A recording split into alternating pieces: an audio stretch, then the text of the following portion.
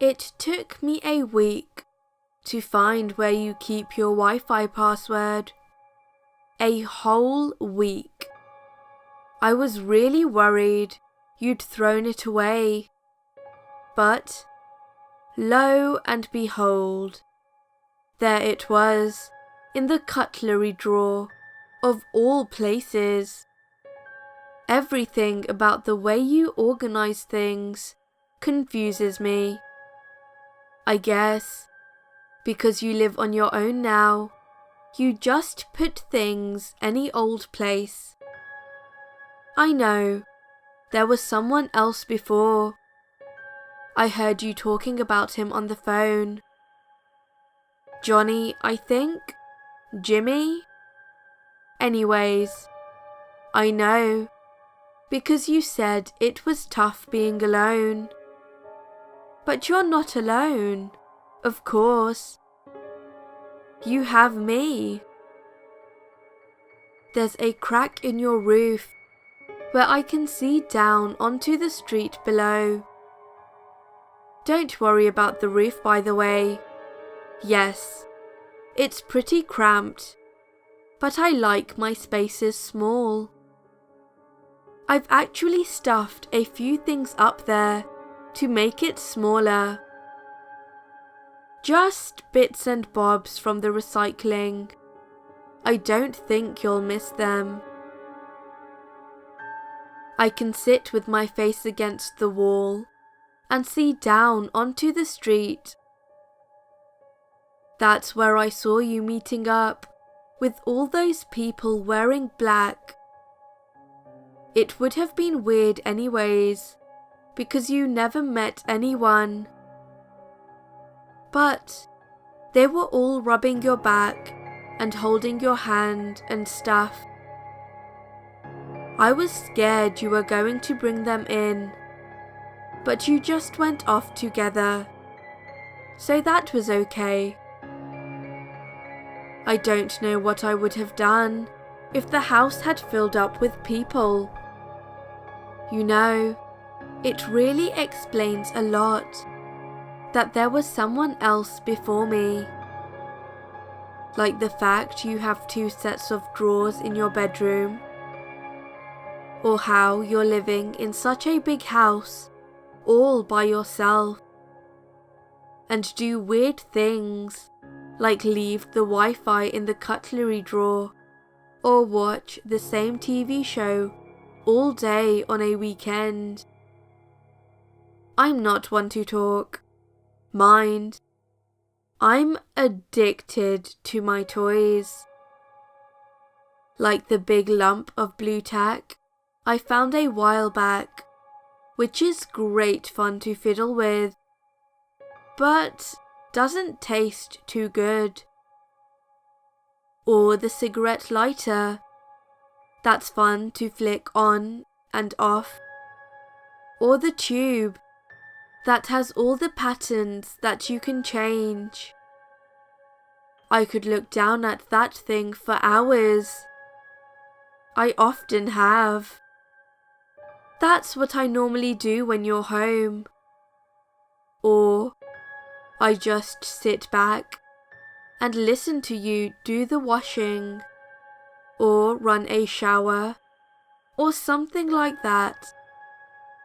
I crawl up the walls and hang there with my ear to the pipes and listen to the water rushing by. That kind of thing makes me happy. Plus, you never have anyone around, so once I got your schedule memorized, I could move around pretty free. I know what we have. It's a symbiotic relationship. That means you help me by giving me a warm place to stay and Wi-Fi. And I help you by eating all the spiders. Of course, there's no need to thank me. I fell asleep under the towels in your airing cupboard once, before I found the roof. And I saw you trying to get rid of one that was living under your sink with a broom. I have never seen so much ridiculous fuss in my entire life, but it makes no difference to me how many legs something has.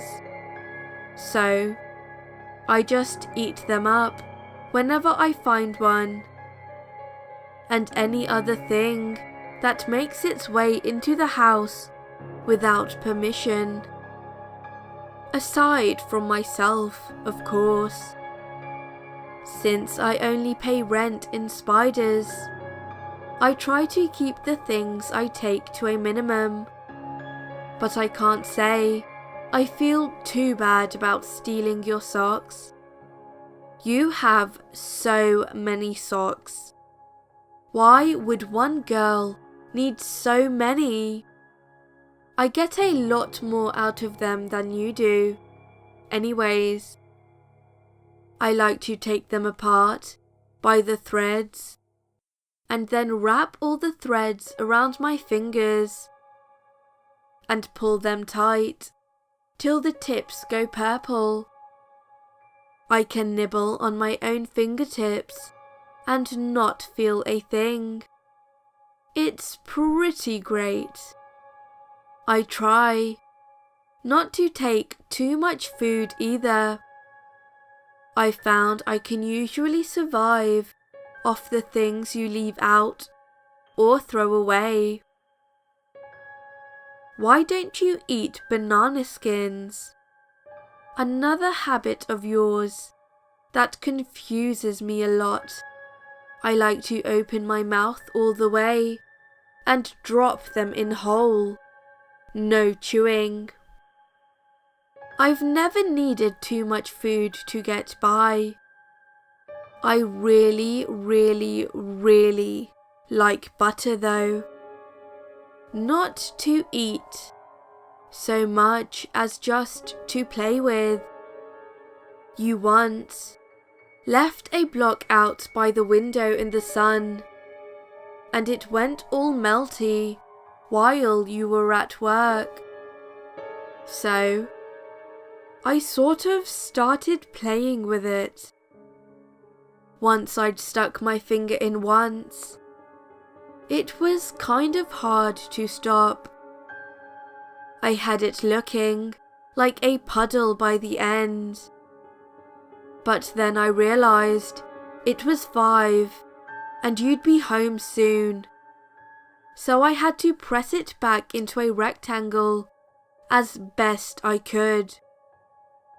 But then I heard you opening the door. Boy, I was so startled. I went into the cupboard under the stairs. You know, the one you never go in, as it's full of men's shoes and coats and things. And I watched you come in through the doorway. But then came the weird part. You didn't even notice the butter.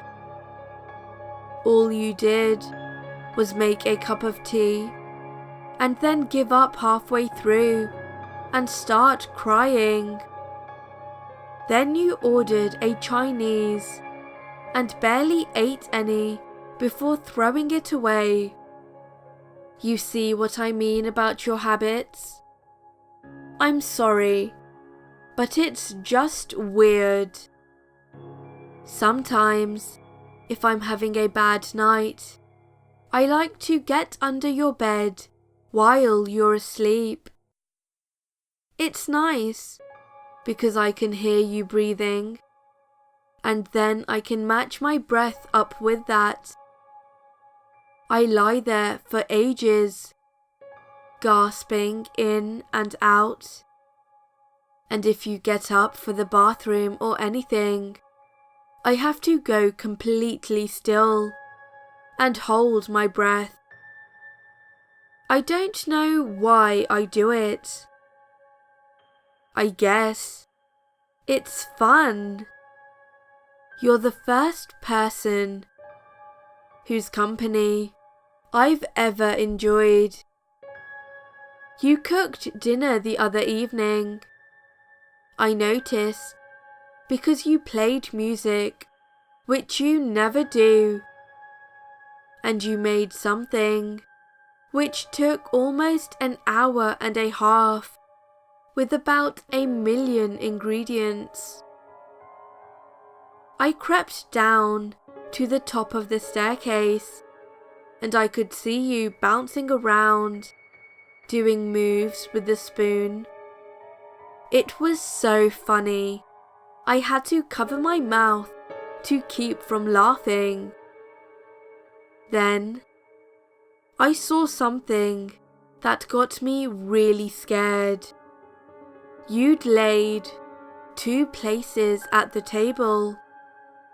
I thought there was someone else in the house, and climbed all the way up to the ceiling, thinking they'd see me.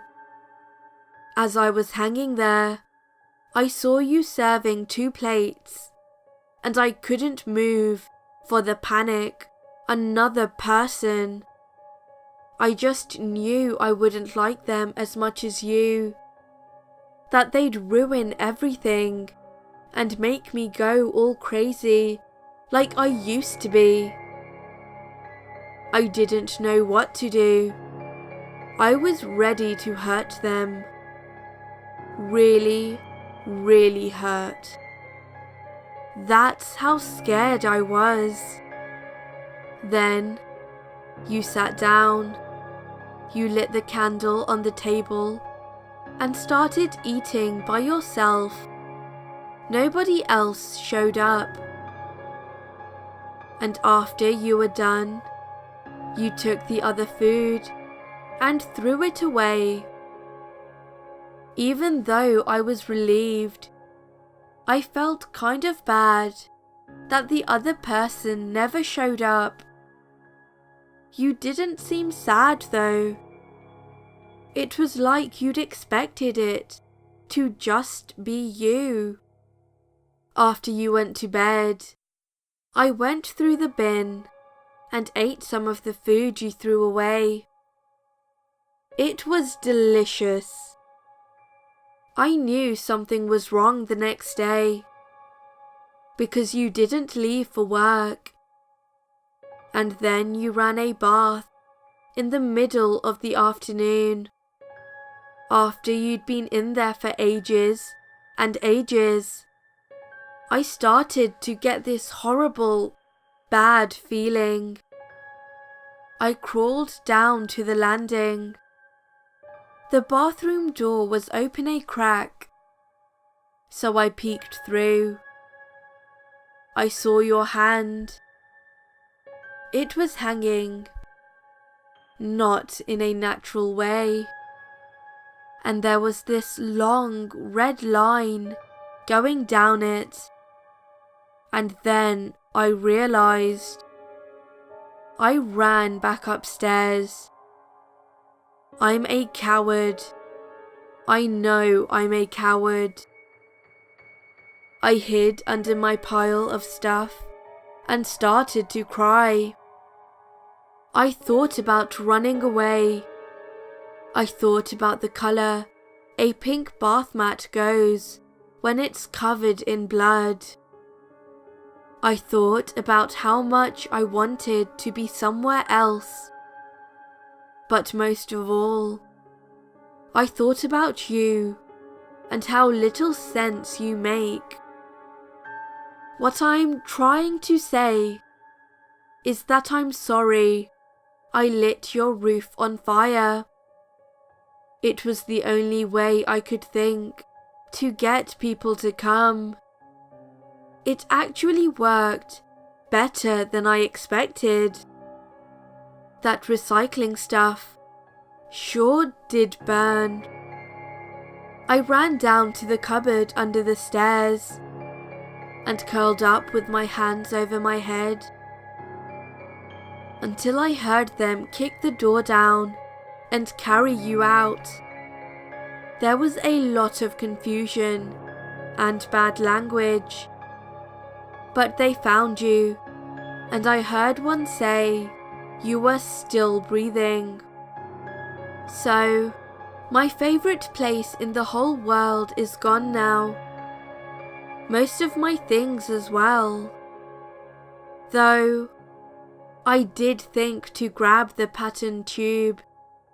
The rest is just a big black wig on top of your house. But I'm not scared.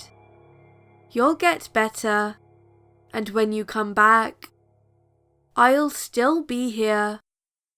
I don't think it's nice to be alone.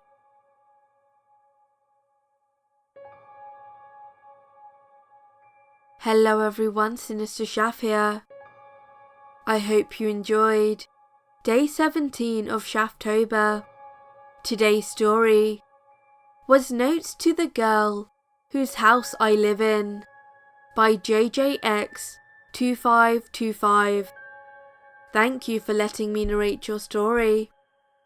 If you enjoyed this video, then please remember to like and subscribe if you have not done so already. Also, share this video with your friends. You can now also follow me on Facebook and Twitter at SinisterShaf. Thank you for watching, and as always, stay sinister.